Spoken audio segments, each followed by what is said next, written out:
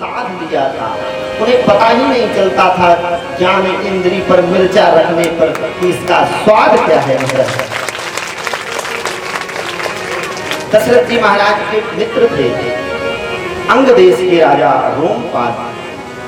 बचपन में ही दशरथ जी महाराज के साथ गुरुकुल में पढ़ा करते थे। दशरथ जी महाराज ने कहा मेरा जो बड़ा पुत्र या पुत्री होगा वो मैं तुम्हें दे दूंगा महाराज। तो दशरथ जी महाराज के कितने पुत्र और पुत्रियां हुई बताएं?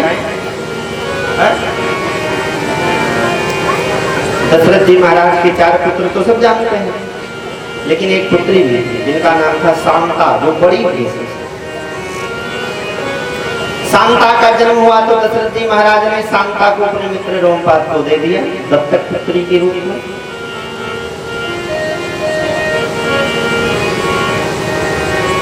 तो उन्हीं रोमपाद महाराज के देश में अकाल पड़ा, बारिश नहीं हो रही थी और यहाँ भी नहीं हो रही थी महाराज। वो तो हमारे महाराज जी का चरण पड़ा, इनका आशीर्वाद, संत का आशीर्वाद, तो भगवान की कृपा हुई जिससे सुखद पूर्वक आप सब बैठ कर यहाँ सुन पा रहे हैं।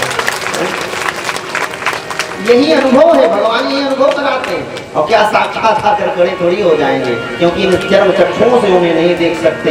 ददामि बुद्धि योगम तम येन मामुपयान्ते। भगवान श्री कृष्ण ने अर्जुन को दिव्य चक्षु दिया। इस चर्म चक्षुओं से तुम मुझे मेरे विराट स्वरूप को नहीं देख सकते, तुम दिव्य चक्षु लो। तो जब भगवान की कृपा होगी तो ब्रह्मांड में टहलते हुए तमाम ऋषि जन संत जन भगवत दर्शन का आपको लाभ मिलना प्रारंभ हो जाएगा। जैसे ध्रुव जी महाराज को मिला।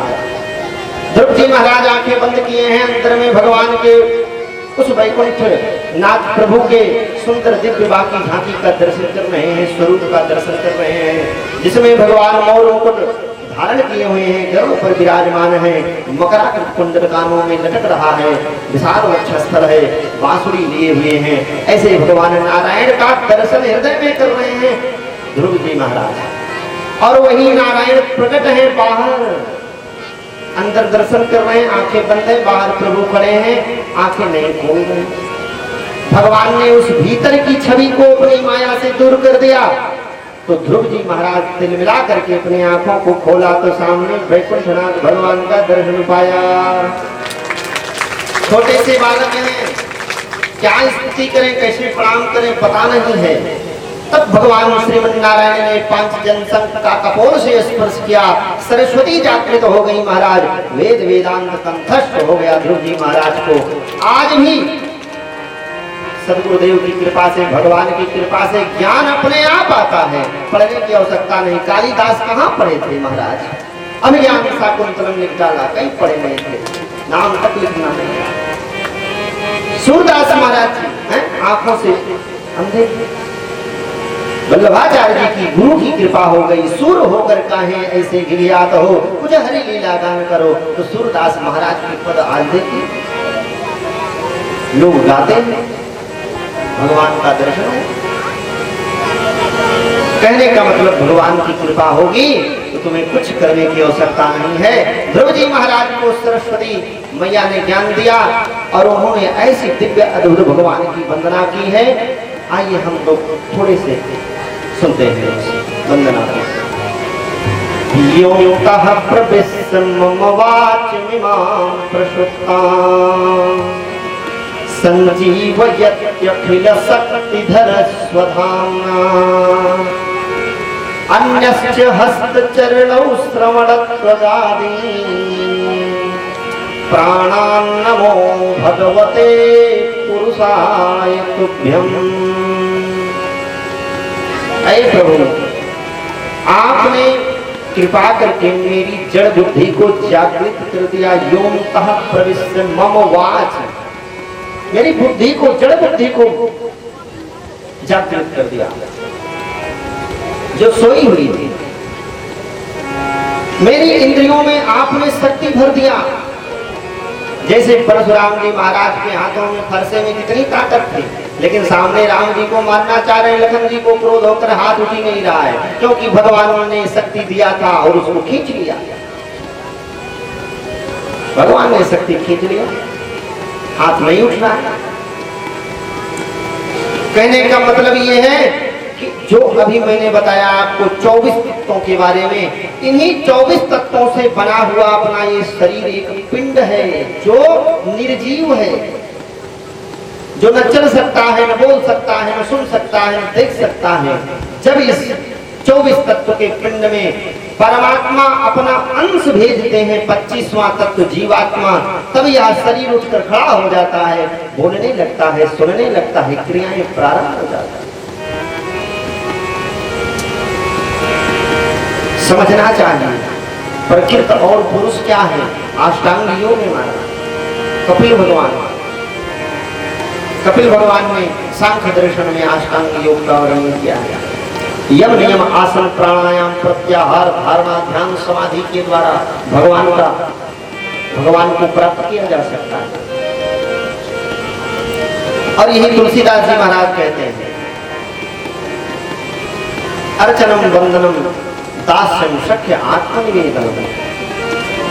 भगवान की पूजा करो, उनका भजन करो, भगवान को अपना आत्म तत्व निवेदित करो, सख्य भाव रखो, तब भगवान आप पर अवश्य कृपा करें। बोलिए सच्चिदानंद भगवान की। तो रोमपाद महाराज के यहाँ अकाल पड़ा। महात्माओं ने कहा कि यदि श्रृंगी ऋषि का चरण तुम्हारे देश में पड़ जाए तो अकाल दूर हो जाएगा। अब श्रृंगी ऋषि को लावे कौन?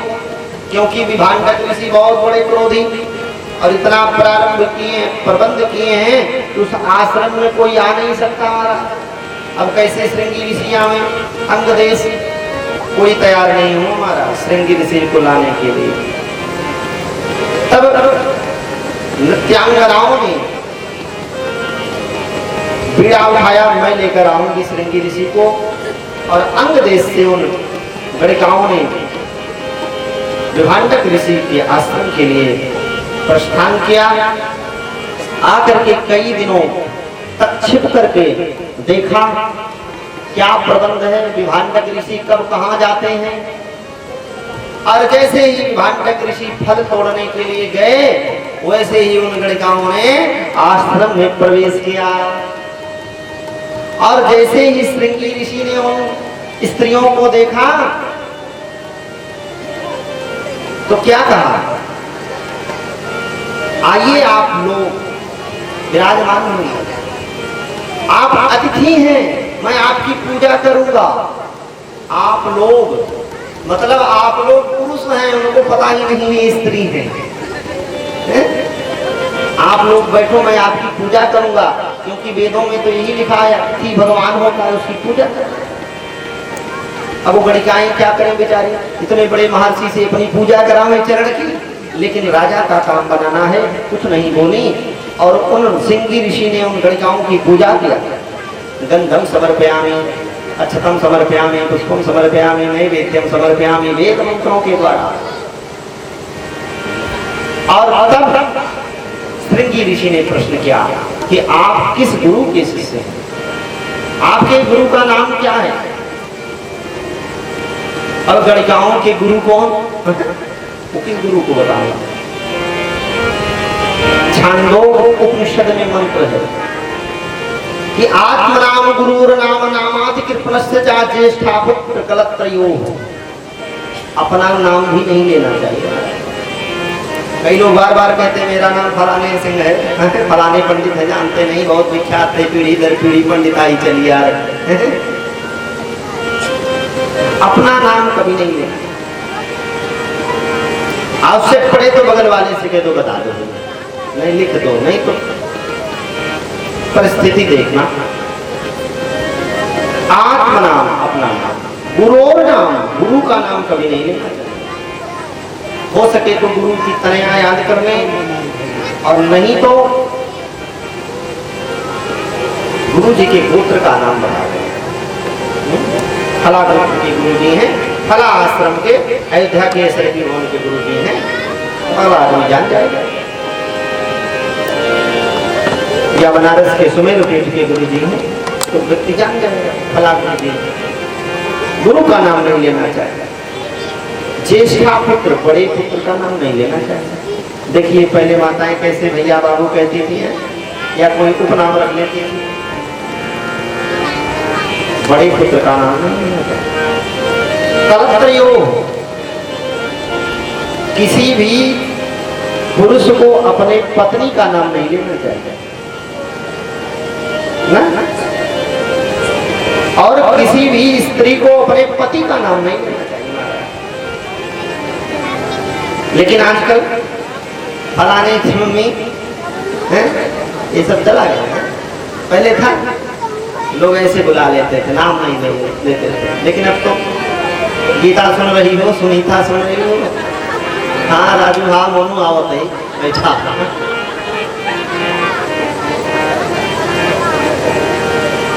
नाम नहीं लेना चाहिए, मर्यादा है, उपनिषदों में आया।